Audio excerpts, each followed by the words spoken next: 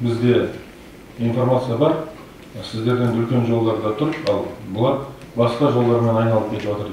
Жаңақорған ауданында Қандөз ауылы арқылы, Шиелі, Тайқоңыр жолы арқылы осы сұйытылған газдар басқа облыста шығып жатыр. Түркістан облысына, Таразға, Шымкент қаласына.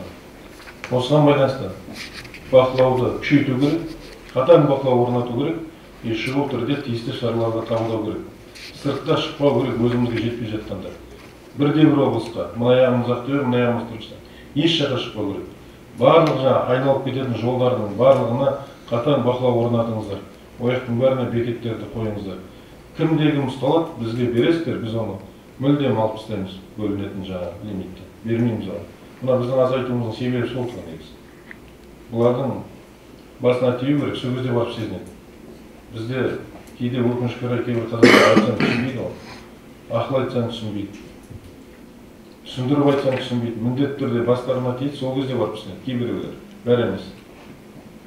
Сол себептен осындай шараға барып отырмыз.